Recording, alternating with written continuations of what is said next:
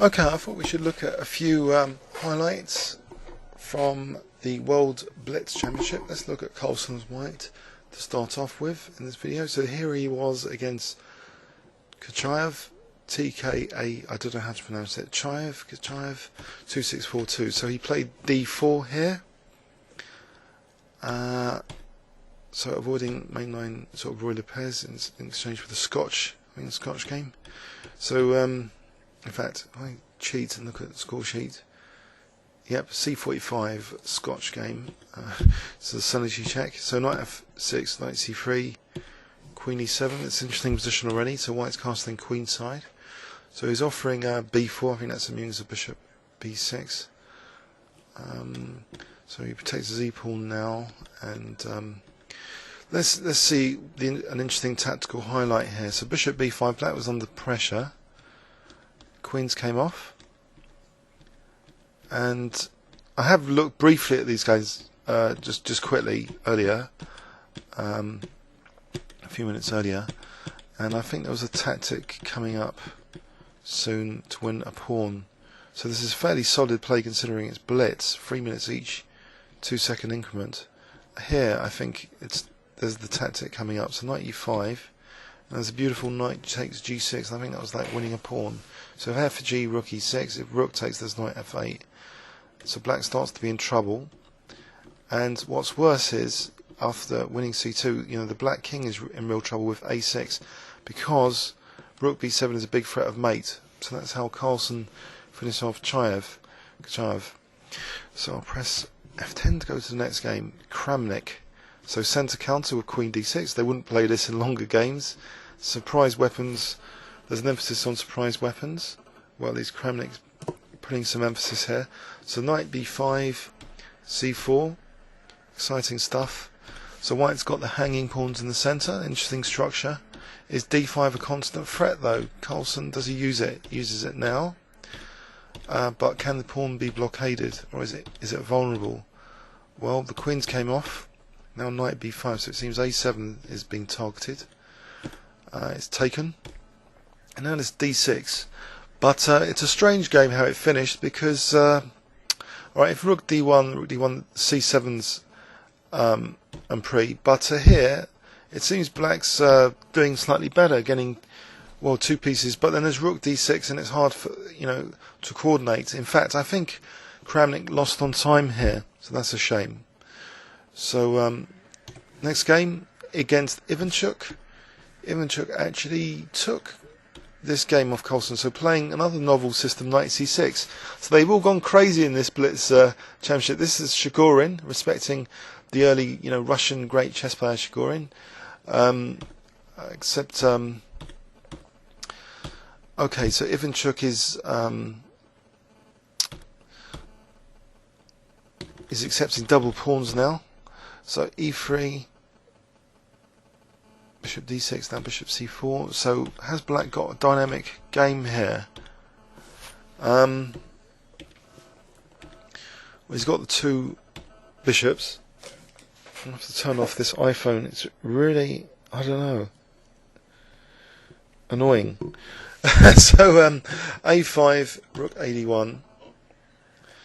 So what's happening here? White's got a seemingly pleasant position, but black's got the two bishops in control of B4. E5, it looks as though white was doing okay. It takes on F6, but then there's knight D3 forking the rooks. Now knight D5, rook takes, queen takes D5, so not queen takes D3, well, because the bishop's on G6, that doesn't help. So queen E5 exploiting this pin.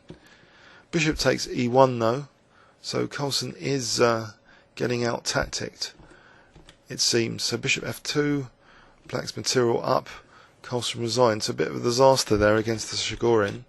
So what happened? That was strange. So that's an interesting surprise weapon for Blitz. Now these games are much more relevant for picking up some surprise opening repertoires, either for one's over the board games or Blitz games. I mean, the players are so good. I don't know. The ideas could be used in most of our over the board games, surely. So bishop E1. So this black was doing well there. So Carlsen against Gashimov. I saw Gashimov at the Gibraltar tournament earlier in the year. He did very well there, although he almost lost in the first round to Gary Quillen. So it was nearly a major upset. So Gashimov here, it's seemingly he's outplayed because he gets these horrible doubled pawns. I don't know, he just fell to pieces here after getting the doubled pawns. So his king position is kind of precarious. This isn't that convincing, this d3, after it's just snapped up. Knight f6, it seems black's in real trouble. And the game's finished off with this nice move, because if takes, then rook f5 is mate. So that was the end of Gashimov. I don't know where he went wrong in that. Seemed to start off okay, but where was the disaster? I don't know. Knight h4. Maybe it's just allowing knight h4 to f5 and knight e7. It's starting to all crumble. So against and this game's far too long for me to look at. 69 move game. Look at in any great depth at all. Anand seems to have a good position here. Blockades. Carlsen's snapped up a pawn, no, but he's still got issues. But I don't know, he's trying to get counterplay on the king side, it seems. And this c pawn's a bit vulnerable. Yes, it is vulnerable now. Definitely after b6, so the c pawn drops. White has the two bishops. Bishop versus knight ending. We zoom through this. This is a bit of a grind now with this passed a pawn being dangerous, winning in fact. Carlsen against Karakin. So Slav with this a6 is getting kind of trendy. So a4 was just played, simple play by Carlsen. Not too theoretical. Knight a2 to challenge the knight on b4. And what do we see here? Again, black dominating the b4 square, but the king side attack is kind of visible. What about f6 here? And it's queen g6, so that's out of the question. So here, and white got in f6, and white looks to be getting control of the position.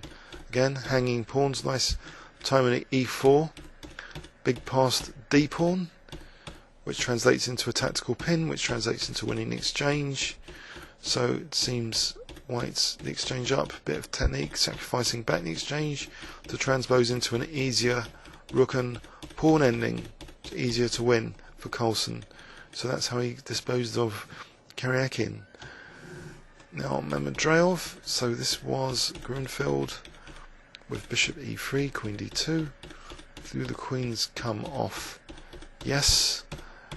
So white has the kind of interesting, maybe black lost on time here or something after d takes e5, so I don't think Mamadreov is that great at blitz if he lost from here. I suppose there's bishop b7 as a major threat, so knight e5 picks up d7, bishop e5, there's bishop b7, takes on c6, then takes on e5, actually bishop e5, rook e5, so white, okay, just, I don't know, either he resigned or he lost on time.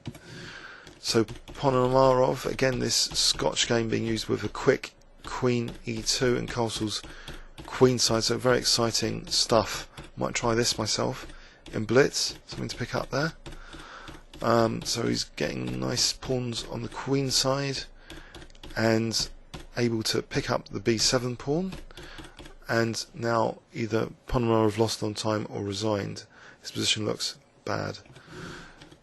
So here Carlsen is playing Zvidla, he plays the b3 thing, which I played recently. It's not so bad, it's a good surprise weapon. He plays it with d4. It seems Zvidla was a bit shocked out of the opening, didn't seem to follow this up that well. So bishop f6. So we have an interesting tactical sequence now where look at the material now, it goes into equal butter. So equal on pawns as well. So 2-1 pawn majority. So he manages to win that pawn, so it's now 2-0 pawn majority. Pawn majorities on both sides for both players.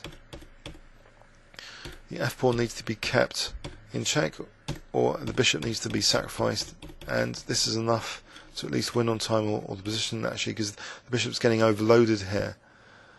So if bishop h5, well, it's difficult for black. Black can only draw anyway, it hasn't got mating material.